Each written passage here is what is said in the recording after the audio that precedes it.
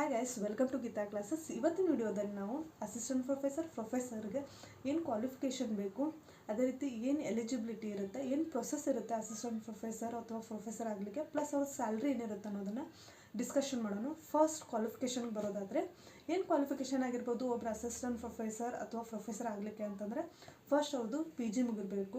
Post graduation ಮುಗಿತಂದರೆ ನೀವು ಯಾವುದೇ ಕಾಲೇಜಲ್ಲಿ ಕೂಡ ಲೆಕ್ಚರರ್ ಆಗಿ ವರ್ಕ್ ಮಾಡ್ಬೋದು. ಯಾವುದೇ ಪ್ರೈವೇಟ್ ಕಾಲೇಜಲ್ಲಿ ಲೆಕ್ಚರರ್ ಆಗಿ ವರ್ಕ್ ಮಾಡ್ಬೋದು. ಓಕೆ, ಆ ಕಾಲೇಜಲ್ಲಿ ಏನು ಮೆನ್ಷನ್ ಮಾಡಿರ್ತಾರೋ ಅವ್ರು ಏನು ಕೊಡ್ತಾರಲ್ಲ ಸ್ಯಾಲ್ರಿ, ಆ ಸ್ಯಾಲ್ರಿನೇ ಫೈನಲ್ ಆಗಿರ್ತೈತಿ.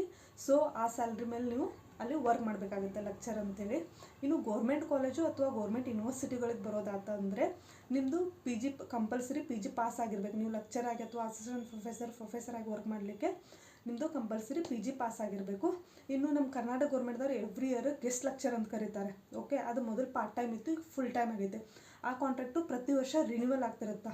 ಸೊ ಅಲ್ಲಿ ನೀವು ಲೆಕ್ಚರ್ ಆಗಿ ಅಥವಾ ಗೆಸ್ಟ್ ಲೆಕ್ಚರರ್ ಆಗಿ ವರ್ಕ್ ಮಾಡಬೇಕಂತಂದರೆ ನಿಮ್ಮದು ಪ್ರಿಫರೆನ್ಸ್ ಇರುತ್ತಲ್ಲ, ನಿಮ್ಮದು PG ಆಗಿರಬೇಕು, ಪ್ಲಸ್ ನಿಮ್ಮದು ನೆಟ್ ಎಕ್ಸಾಮು, ಸೆಟ್ ಎಕ್ಸಾಮು ಅಥವಾ PhD ಆಗಿರಬೇಕು.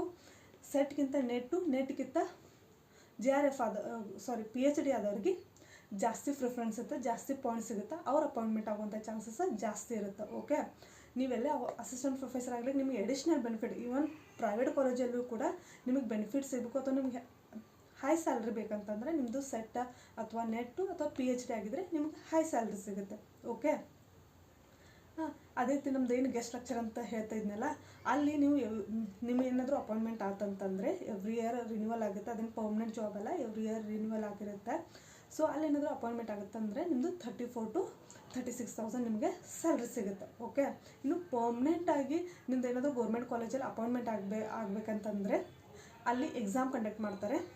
ಪ್ಲಸ್ ನಿಮ್ಮದೇನು PG ಅಂತ PG ಮಾರ್ಕ್ಸ್ ಕೂಡ ಕನ್ಸಿಡರ್ ಮಾಡ್ತಾರೆ. ಪ್ಲಸ್ ನಿಮ್ಮದು ನೆಟ್ ಸೆಟ್ ಆಗಿತ್ತಂದರೆ ಸೆಟ್ಟು ನೆಟ್ಟು PhD ಆಗಿತ್ತಂದರೆ ಅವಕ್ಕೂ ಕೂಡ ಪಾಯಿಂಟ್ಸ್ ಇರುತ್ತೆ. ಆ್ಯಸ್ ಯೂಶ್ವಲ್ ಸೆಟ್ಗಿಂತ ನೆಟ್ಗಿಂತ PhDಗೆ ಮಾರ್ಕ್ಸ್ ಅಥವಾ ಪಾಯಿಂಟ್ಸ್ ಜಾಸ್ತಿ ಆಗ್ತಾ ಹೋಗುತ್ತೆ.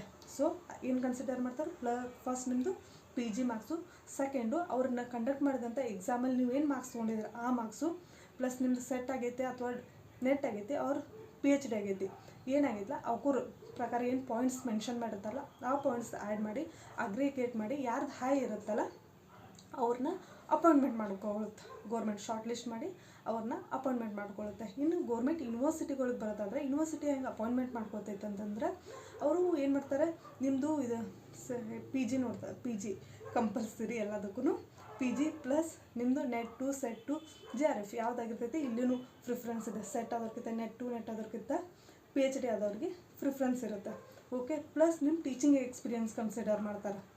ಟೀಚಿಂಗ್ ಎಕ್ಸ್ಪೀರಿಯನ್ಸ್ ಇವನ್ನೆಲ್ಲ ಕನ್ಸಿಡರ್ ಮಾಡಿ PG ಪೋಸ್ಟ್ ಗ್ರ್ಯಾಜುಯೇಷನ್ ಪ್ಲಸ್ ನಿಮ್ಮದು ಏನು ನೆಟ್ಟು ಸೆಟ್ಟು PhD ಆಗಿರುತ್ತೆ ಅದು, ಪ್ಲಸ್ ನಿಮ್ಮ ಟೀಚಿಂಗ್ ಎಕ್ಸ್ಪೀರಿಯನ್ಸ್ ಕನ್ಸಿಡರ್ ಮಾಡಿ ಶಾರ್ಟ್ ಲಿಸ್ಟ್ ಮಾಡ್ತಾರೆ. ಶಾರ್ಟ್ ಲಿಸ್ಟ್ ಮಾಡಿ ಅಪಾಯಿಂಟ್ಮೆಂಟ್ ಮಾಡ್ಕೊ ಶಾರ್ಟ್ ಲಿಸ್ಟ್ ಮಾಡಿ ನಿಮ್ಮನ್ನು ಇಂಟರ್ವ್ಯೂ ಕರೀತಾರೆ. ಸೊ ಓಕೆ, ಇಂಟರ್ವ್ಯೂ ಕರೆದು ನೀವು ಇಂಟರ್ವ್ಯೂಲ್ಲಿ ಪಾಸ್ ಮಾಡಿದ್ರೆ ನಿಮ್ಮನ್ನ ಅಪಾಯಿಂಟ್ಮೆಂಟ್ ಮಾಡ್ಕೋತಾರೆ. ಓಕೆ, ನೀವು PG ಯಾವುದೇ ನಿಮ್ಮದು ಆರ್ಟ್ಸ್ ಕಾಮರ್ಸ್ ಸೈನ್ಸಲ್ಲಿ ಯಾವುದರಲ್ಲದು ನೀವು PG ಮಾಡಿರ್ತಿರಲ್ಲ, PG ಮಾಡಿ ನೀವು ಲೆಕ್ಚರರ್ ಆಗಿ ಅಪಾಯಿಂಟ್ಮೆಂಟ್ ಆಗ್ಬೋದು. Thank you.